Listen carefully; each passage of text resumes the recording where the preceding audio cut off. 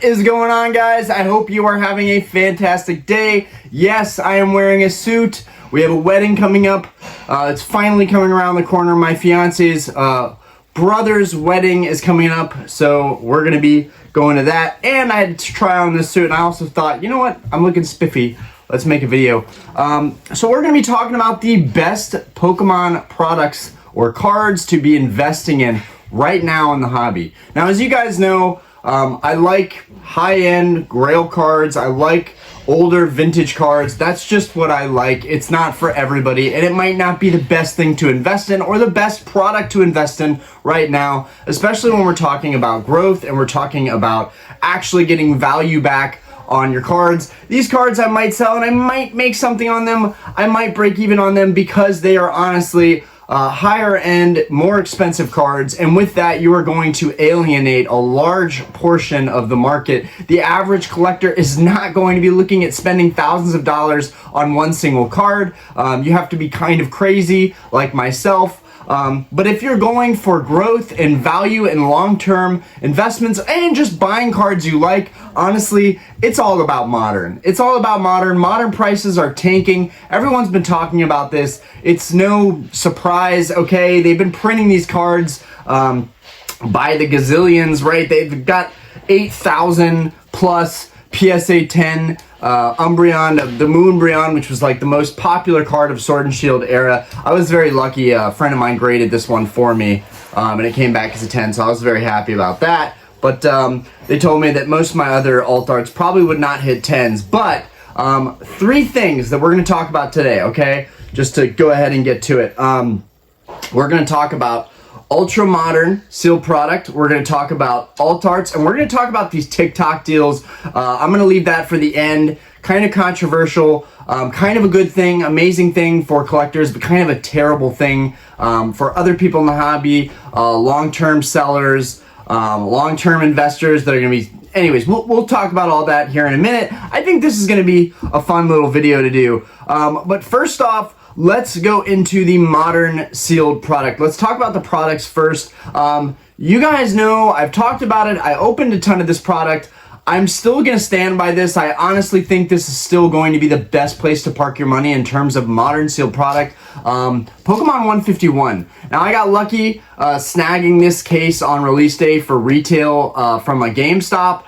Since then, I've been watching eBay relentlessly. I've been trying to see if maybe I can snag a deal for around 300 bucks, which is still more than I paid for this booster box case. This was $270 in store. So a lot of the kind of scalpers, resellers, or I guess just long-term collectors that are looking to just make a quick flip and get some of their money back on this product, I think that's the wrong thing to do with 151. And honestly, it's probably part of the reason why a lot of people are holding on to this product and wanting top dollar for this product.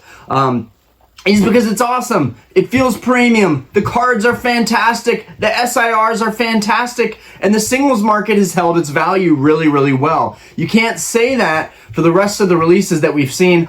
You know, I thought Paradox Rift might just, weather the storm of, the Pokemon bearish market era. But even Paradox Rift is starting to fall a little bit here, and we're just starting to see that now that more people are getting into opening up that set. I'm still confident, as the video I did yesterday, that Paradox Rift is going to be unpopular enough to where they should not do a reprint of that set. We probably won't see a reprint. If they do a reprint to that set, it's just going to be abysmal. But I still stand by the fact that I don't think they're going to do a reprint on that set. I've been wrong about things before, and we'll get into that. We're going to talk about this guy as well, the Van Gogh, the infamous Van Gogh Pikachu that we are still milking for content, that people are still talking about. It's ridiculous, but I was wrong about that. I'm going to tell you why I was wrong about that and talk about that. But yeah, this product itself, one of my favorite products that I've ever purchased as far as a modern sealed product. It's got the booster box case vibes. It's got the booster box case appeal. It's kind of the staple of these special sets now would be getting these booster bundle cases. I'm assuming moving forward this will be more of a regular thing. But this is smaller and tighter and probably lighter as well than a booster box case. Now granted, booster box case, you're going to get 216 packs, and this tiny little 151 booster bundle case You're only getting 6 packs per bundle. There's 10 bundles. There's only 60 packs in here. How in the world are these booster bundles regularly selling over $400 right now? It's really, I don't understand it. Everyone said that 151 was going to get printed into the ground.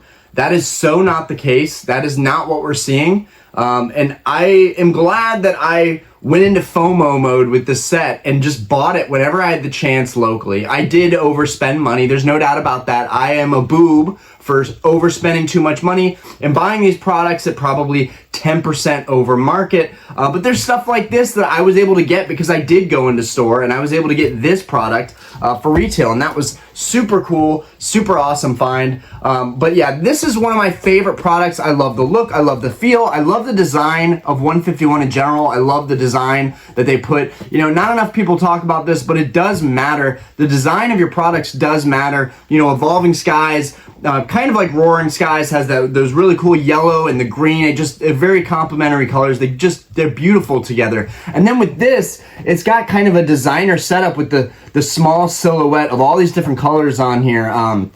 I've been saying this since the set came out. You know, it goes so well with the scarlet, violet, red, and purple look with the 151. You know, Mew on the front being a super iconic Pokemon. It's just awesome. And, you know, on top of that, it's not just the booster bundles. I think the booster bundles are awesome, but that's not where the value is. The value is, honestly, in my opinion, the value is 100% with the UPCs. The UPCs, you're getting 3 dope-ass promos. We've got them right over here.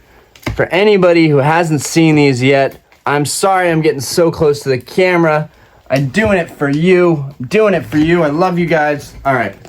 You get these 3 awesome promos whenever you get the UPC, okay? It's a no-brainer. It's a no-brainer for me, especially the Mew SIR. Dude, this thing, phenomenal. This card is phenomenal. I cannot see how this card could go anywhere but up, in my opinion. It's an incredible artwork, incredible colors, great texture.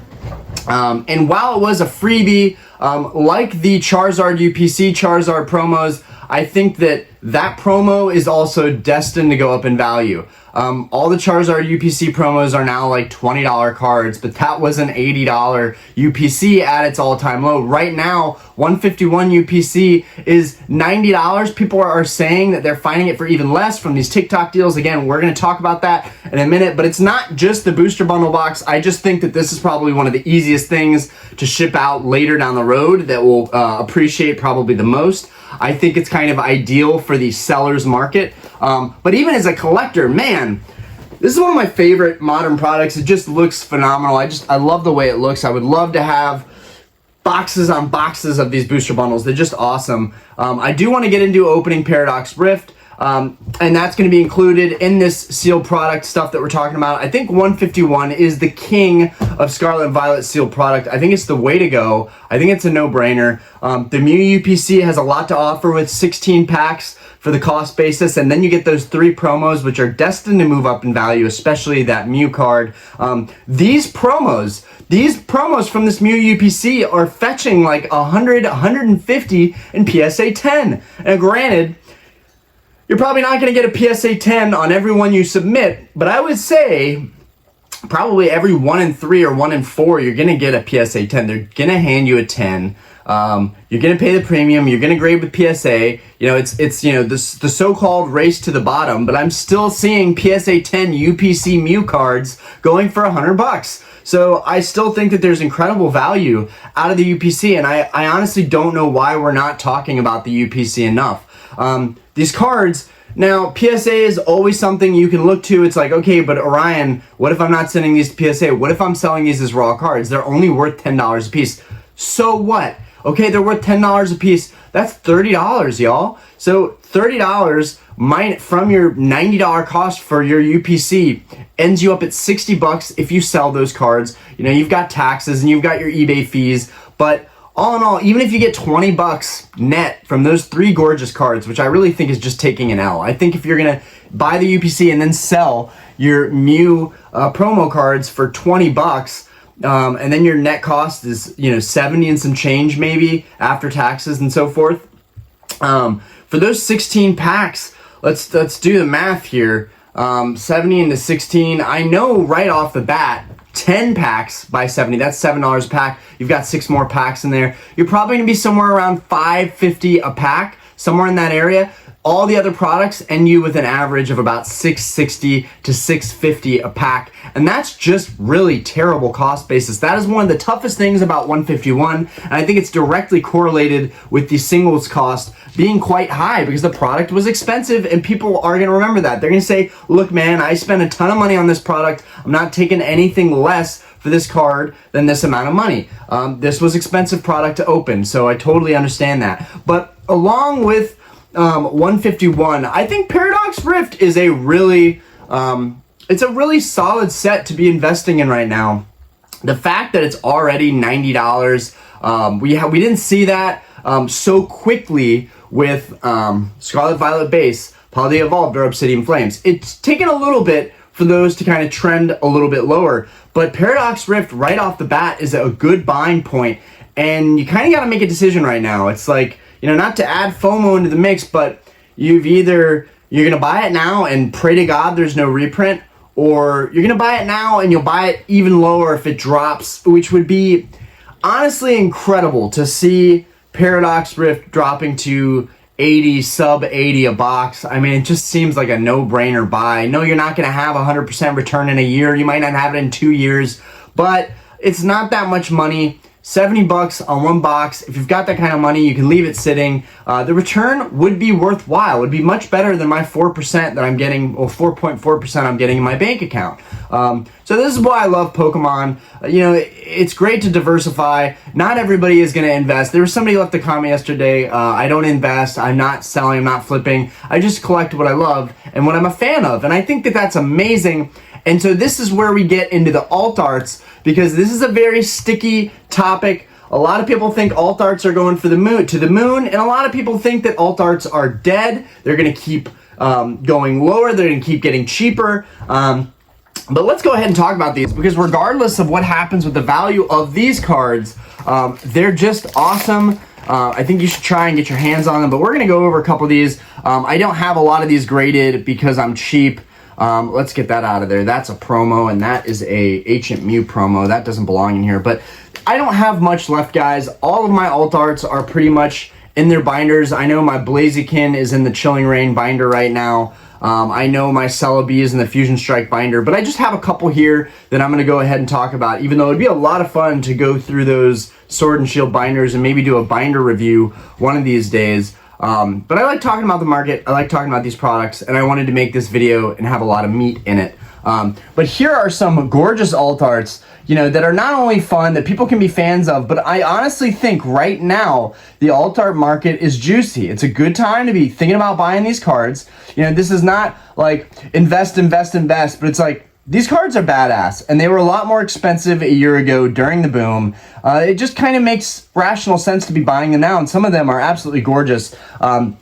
This is one of my favorite of all time from Sword and Shield. I really wish Zinnia wasn't a part of this card. I know my waifu people out there are going to be like, no, Zinnia and the Whismur, that's so cute and awesome, but I'm just going to hold my finger over that, because I think this card would have been absolutely phenomenal had it just been left alone without them in the mix. I know she's a trainer, that's her deal. Her shtick is going after Rayquaza. They're best buddies. Okay, whatever. I still think this card would have been phenomenal without Zinnia in it. Anyways, just look at that artwork. I'm a huge Rayquaza fan. Y'all know I got the Gold Star Rayquaza back here. That's my homie. But yeah, this card is absolutely stunning. And right now it's like a $60, $70 card. I remember that card was like $100 last year. That might be shooting a little bit high, but bear with me. You know, my memory is somewhat cloudy. We've got Brilliant Stars here, which I went after this card like crazy. The Charizard V alternate art from Brilliant Stars. Absolutely beautiful card. Fighting Venusaur. Epic, aggressive, battle stance. I mean, this is exactly the kind of card that I would be interested in. It's just awesome. And then you have a follow-up of that card in the Charizard UPC, where Charizard is curled in a ball with its tail kind of between his legs, and he's kind of whimpering. He's been defeated in battle by the Venusaur. So that's pretty cool. We're seeing a lot of those follow through artworks that are really cool. We saw it with Crown Zenith and the Charizard UPC battling the Charizard versus the Mew. We saw that follow through again where two different cards had the same battle scene and different perspectives. Very cool to see that. And then over here, you know, Silver Tempest was huge, okay? Silver Tempest was really big. This Lugia was a really big deal. A lot of people aren't a fan because of the turned head and the kind of upside down and the kind of the booty perspective. I personally think this card is phenomenal. When I was at Collecticon, I already have this card, but I decided to get duplicates of this and the Charizard V. I just thought that they were kind of easy long-term plays.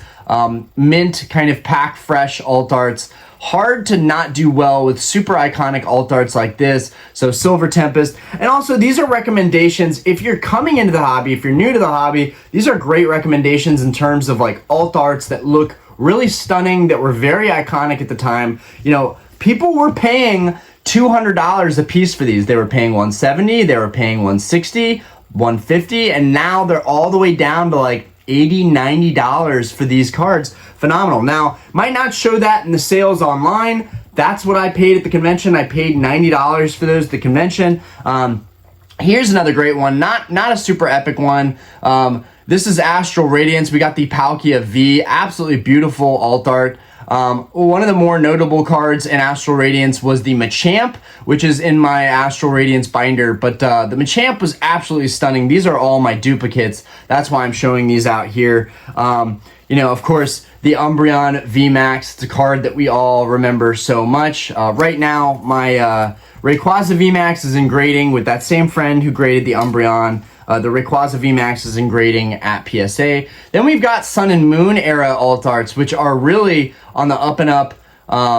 You know, here we have the Machamp. I got this one for like 40 bucks at a local card shop. It's super minty. Wanted to get it graded, but didn't. And along with that, we've got two more here. Well, three more here. Four more here that are kind of Sun and Moon era. And I'm just going through these because I think it's just fun to share some of your collection sometimes. And also alt arts in general, raw alt arts, super good price right now, super good value out of those. But the 10s right now, a lot of my friends are buying PSA 10s. Some of these are 9s. I just got the 9s. They were cheaper. I just didn't care. I didn't feel like getting the premium PSA 10. But the PSA 10 alt art market, it's a very hot market. Those cards are super liquid. You know, they're super common, right? There's a lot of PSA 10 alt arts from Sword and Shield on the market. Now there's a ton of alt arts from Scarlet and Violet. But because they're so cheap and because they're so readily available, you know, it's because there's so many of them out there right now.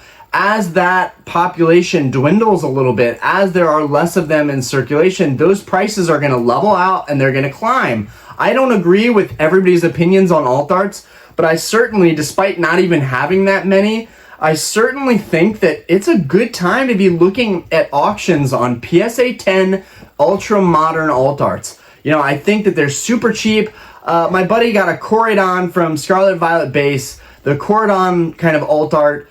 He got that for I think 20 bucks and a PSA 10. I mean, guys, that's incredible. $20 for a PSA 10. Now, I know the Corridon isn't the most popular Pokemon, but I personally love the Corridon. I love that he is a mascot for 151. But anyways, moving forward, some Sun and Moon alt arts. I got this one at Collecticon. This is old news to you guys. It's not a 10, it's a 9. But the Latios GX from Team Up, I believe. Yeah, it was Team Up. This is the Sun and Moon era. This card was so freaking hot at one point. This was the talk of the town. I did not buy into the hype as much as I kind of wanted to. I ended up stumbling on this at Collecticon and grabbing it as a 9 via a trade. And I'm very happy that I made that trade. Another one here, I bought off a friend for $280. The Gengar and Mimikyu. This is a really nice card, and honestly, it's just slightly off center. So I figured, what the heck, go for it. That one's also Team Up. Team Up is a great box itself to invest in. Well, I don't think that there's huge growth on that box. I think that it could easily be a $5,000 box. It's a $2,000 box right now. It might even be more than that. Here we got another Sun and Moon card. This is Celestial Storm. This is a rainbow rare. They are not doing the rainbow rares right now. At least, I'm pretty sure that we've chucked the rainbow rares out. So these are kind of cool. This is one of those things where it was a new thing. People weren't all that crazy about it. And now I think people are starting to warm up to the ultra modern rainbow rares. I think they're pretty cool. This one in particular is one of my favorites. I love this rainbow rare Rayquaza, and this one's a 9 as well. It was just cheaper that way. And then this is Hidden Fates, based on the Celestial Storm artwork, the same one we saw. I've showed this one as well. The Rayquaza GX. This was from a box product. You got this free in the box product, and it's still holding up really, really good value. I love that this one got a 10 from CGC. I did submit this with a friend of mine, so I was very happy that this Rayquaza came back as a 10. Very happy about that. Absolutely. Just looks really cool seeing these shining Rayquaza. Very reminiscent of the my Gold Star Rayquaza. So I really like that one. And I also like the black label. It just looks very fitting with that card. And then here's another one that's graded. I'm still waiting on some cards to come back. And again, a lot of my cards are in binders now. These are just some slabs I had out. I could have picked some other ones to show off, but this is like ultra modern stuff that people might not think is high value, but I think, there's a great market for this stuff. And right now is a great time to be doing auctions on, buying auctions on PSA 10 ultra modern alt arts. The prices are ripe for the picking right now. I think we've seen it trend down low enough where it's ready to just level out and then start trickling upwards. Could go down further, right? This is a risky thing. That's why it's kind of a controversial topic. You either are all over the alt arts, you've been collecting them steadily, which I think would be, a good plan, for anybody who paid a little bit more the last couple months, maybe the last year. I think you're still going to be fine in the long run. I think the alt arts are very much so kind of the grail cards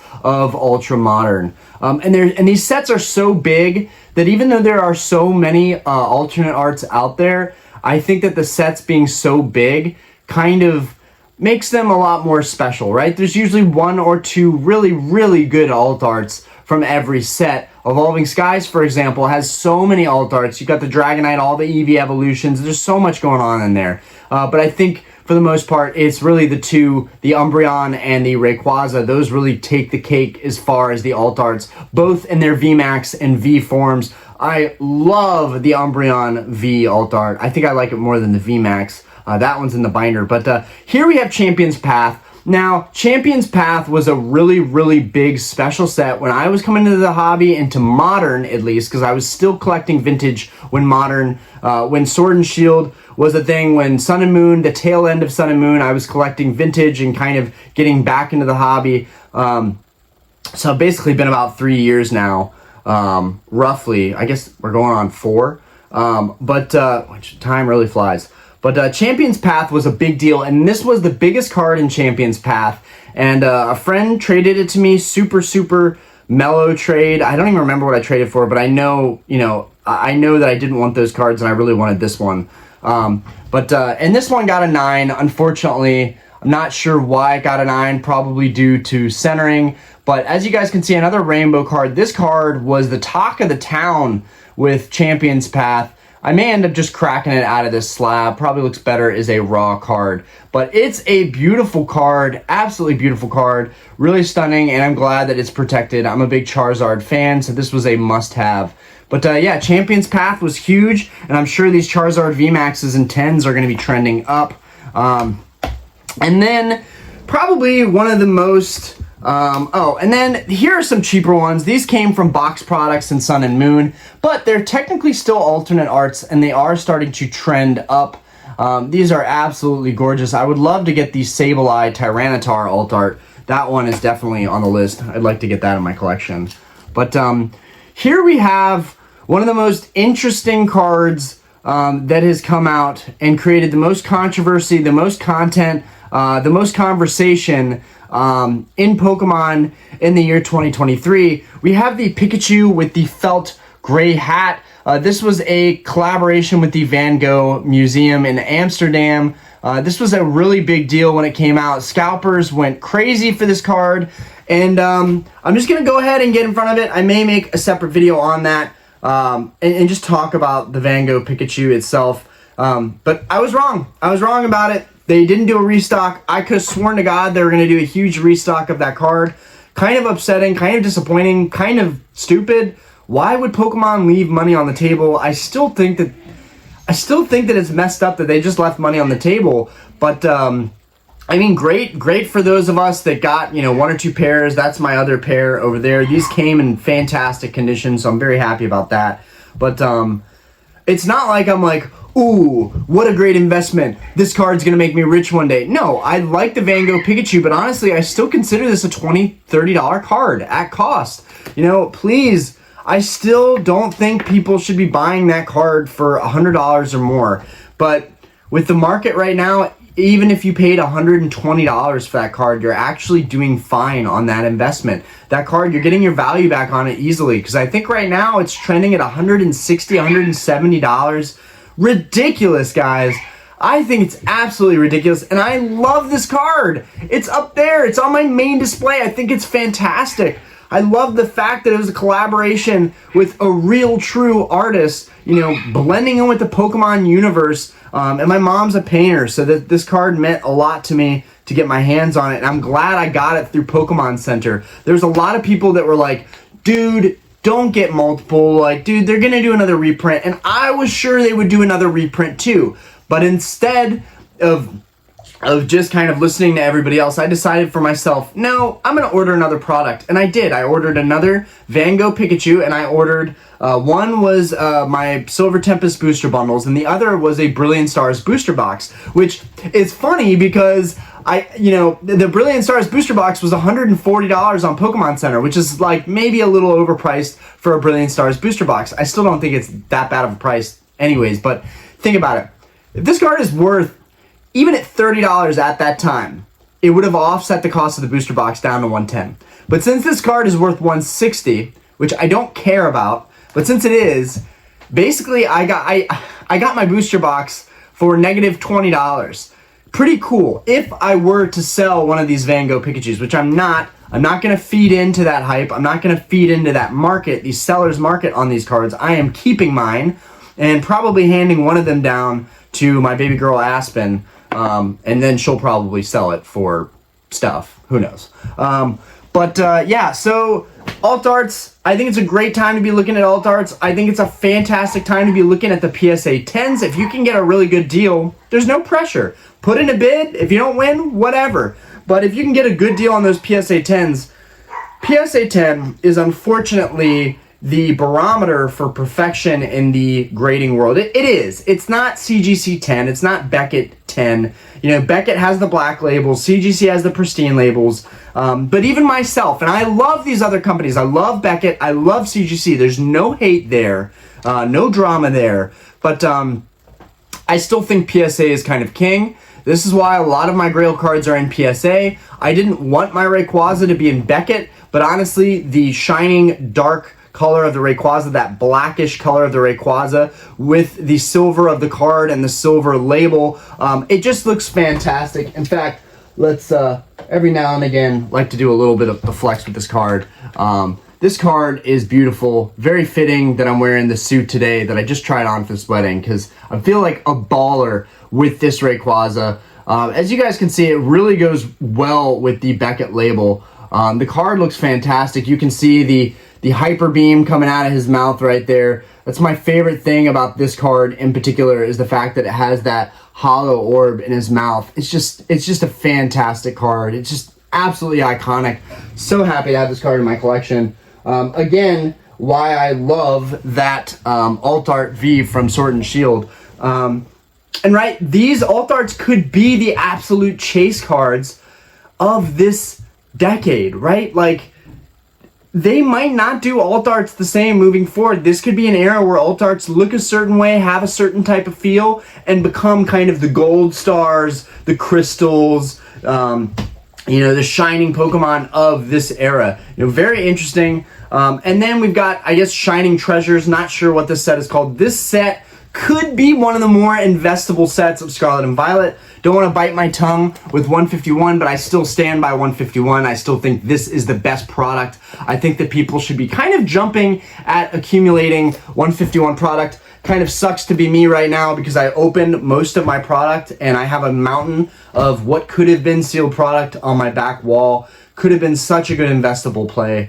but I knew that going into it. I honestly had no doubts that Orion, you're opening the wrong set to be opening. You're going to open this set and you're going to regret it down the road because all this stuff is going to appreciate as sealed collector value. I mean, it's going to appreciate. I have a couple random boxes, I have 2 UPCs, and I've got this bundle case. That's all I have left. But I plan on accumulating more 151. I've said it before, I'll say it again. 151 is king, in my opinion. It's just king. The SIRs are phenomenal. I love them. And I should have brought that binder out and talked about that in terms of alt art 10s.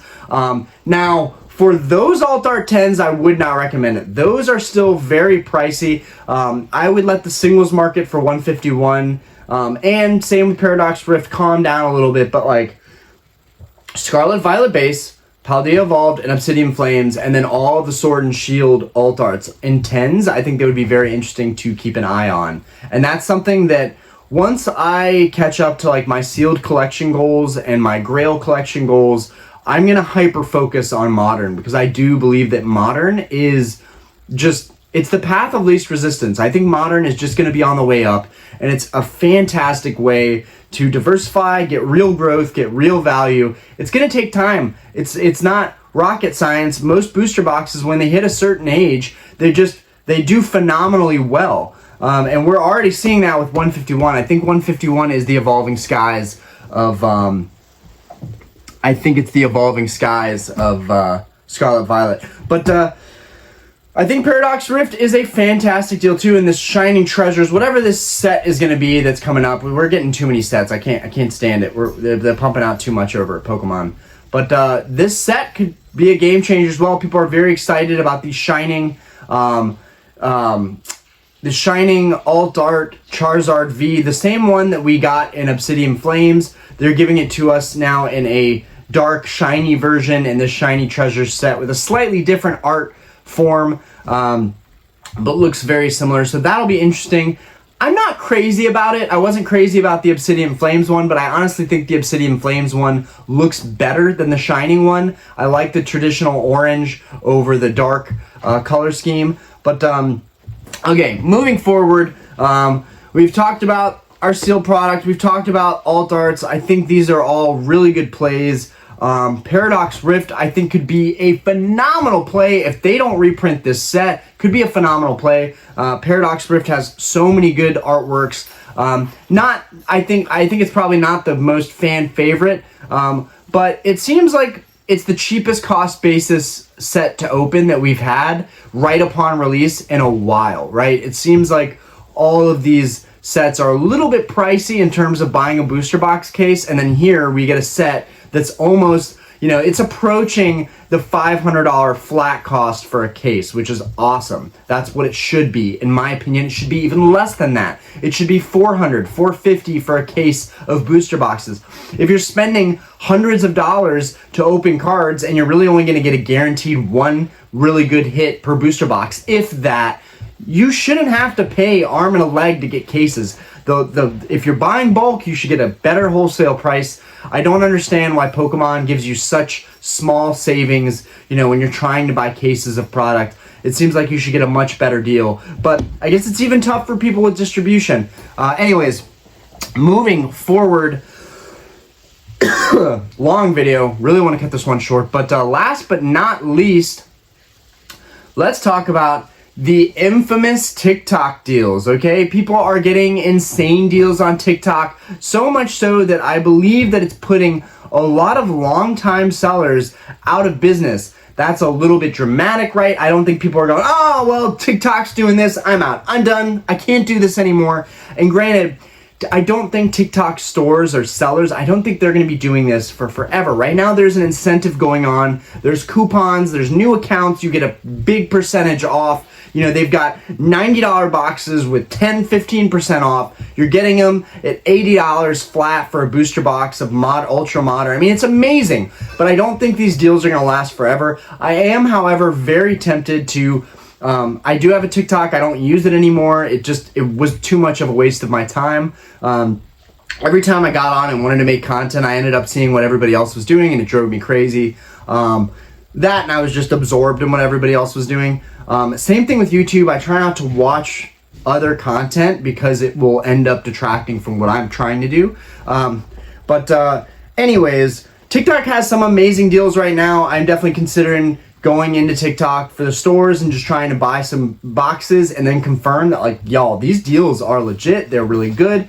They are legit. It's not a rumor. A lot of people have already touched base on this. They've gotten the boxes. People in my Discord have gotten the boxes. They've gotten amazing deals on products. Highly recommend it. If you're a new collector right now, this is the best thing that you can do to save money, is honestly to go on TikTok, look at these deals, and buy some products. Now, there are a lot of people that are unhappy about this because it is undercutting the out of the mother-loving out of everybody else, right? I'm not selling modern seal product. I don't care. But for people that are selling a lot of modern seal product, this is a huge blow, right? If you're selling booster boxes already at bottom dollar, and then on top of that, you're throwing 10-15% less, of course everyone's going to be shopping with TikTok. Now, how long this lasts is the real question. Will this be a couple months? Will it be a couple years? How long are we going to see TikTok throwing out deals? I highly doubt it's a long-term thing. I think that TikTok is just trying to get that volume. They're just trying to revamp their platform and expand a little bit onto what they're doing. They probably have also caught wind that there are a lot of Pokemon card TikTokers. So it makes sense that they would get into a product market, not just for cards. I imagine they're doing a lot of things. I don't understand it. I haven't looked into it yet. I only know what other people have told me in regards to Pokemon cards, getting really, really good deals on Pokemon cards. But it seems like it's a no-brainer. Highly recommended if you want to buy modern steel product and build up your position. My goal with this channel is not only to like be entertaining and silly and stupid and somewhat informative, but also to get people into our hobby, to get people wanting to play the game, be competitive, go to tournaments, but also collect and be like myself and, you know, go after master sets and investing and look at this stuff from a value perspective. You know, I want people to see it that way. More seriously, right? It's, you know, we joke around a lot. You know, we have fun a lot. We're opening packs. We call it gambling. You know, we call ourselves degenerates. But at the same time, a lot of us believe very seriously deep down that this is a strong place to park your money. You know, a lot of us are also, we have that other voice. You know, we have the guy who's like, no, this is a waste of time. This is a gamble. And then we have the other guy on our shoulder who's like, this is going to be a great investment. You've seen what happened during the boom. And that's another issue. During the boom, a lot of us, and I have no shame, I came in pretty much 6 months before the boom like really took place. I lost the chance. I would have had to come into the hobby with absolutely no information and just start buying high-end cards without actually having any connection to them or care for them for me to get really good deals, right? But by the time that I really educated myself and learned about like what's a quality card, what's a card that has a very low population, what's something that's scarce, what's something that kind of demands value because of its rarity. You know, when you learn about that stuff, you know, the ship had already sailed. It was already basically too late for me. And a lot of that stuff, you know, had already skyrocketed in price. But there's a big problem is that a lot of people came in during the boom and that it just super inflated market, still an inflated market. You know, I'm telling you guys to buy Alt Art 10s and, you know, to look at this sealed product, but there could very realistically be a huge dump of product on the market. If we had a very real recession, hard economic times, you would see people getting rid of their Pokemon so fast they would treat it like garbage. I mean, I honestly believe right now that if you love Pokemon, then you don't care about what happens with the value. But for those of us that, you know, do see it as an investment, do see it as a serious place to park your money, it's a terrifying thing thinking about, you know, all of my gold stars suddenly just get cut in half in value. I mean, I know one part of me would just keep buying them because I would be like, you know what, I have to lower my cost basis. It is what it is. But it's very difficult to buy the falling knife, right? It's very difficult to buy into cards when they are just tanking. So if something like that happened, it would be very devastating. And I think the Pokemon boom has really propped up the market and made it look a lot more interesting than it really is, right? A lot more profitable, a lot more money in Pokemon than there really is. Now we're seeing things trickle down, and I think we're starting to get back to what it could be like before, you know, those pre-pandemic levels. I'm still seeing niche rare items go for top dollar. I'm still seeing sealed product and singles like 151 hold their value. There's nothing to me that says that we've got some kind of crash coming, but no one can see the future. Anybody that says they can is full of crap. And basically we're riding the wave and seeing how things go. But yeah, I think TikTok is an interesting thing right now. I think it's a great place to get value. I think that modern sealed product is a great place to invest your money, and we have to continue to talk about that and keep that conversation going, because it seems like a lot of people are cycling out of the hobby. And that's generally, you know, a good thing. You know, you want people to cycle out that are in it for the wrong reasons. But at the same time, I want the hobby to remain very popular. I want the franchise to remain very popular. From a business standpoint, it makes sense to want to prop up my favorite hobby and the thing that I love the most. You know, I have no shame when I say that, like, I am propping up products that I also buy. And then there's some stuff that I also don't buy, like I don't have very many 10's PSA 10 alt arts. I'm just saying that I honestly think that those are kind of a no-brainer place to park your money, because they're probably going to be considered grails down the road. And we don't know when it's going to happen, but at some point, randomly, you know, cards like, maybe not this one because it's way too popular at this point, but we could say that this card goes from being a $1,000 card. In 1 month, it just changes. It becomes a $1,500 card. You know, that's too much probably. It becomes a $1,200, $1,300 card. You know, it's moving on up. And now Evolving Skies is no longer $500 a box. It's $700 a box. You know, it's moving on up. We could see something like that happen. And when these box prices move up, you know, they're validated. They're validated and justified in their price by the singles that are also in those boxes, right? Evolving Skies I knew was going to be a hit. I didn't have to be a genius to know Evolving Skies was going to be a hit. It had the Umbreon. The Umbreon was already super popular. Everyone was like, Moonbreon this, Moonbreon that. So it was very obvious to just go after Evolving Skies. It's very hard to make those decisions now with Scarlet and Violet, because we have like so-so chases in these sets. They're great sets. There's still value there, but they're so-so chases. In my opinion, this was the first thing that was like, no-brainer.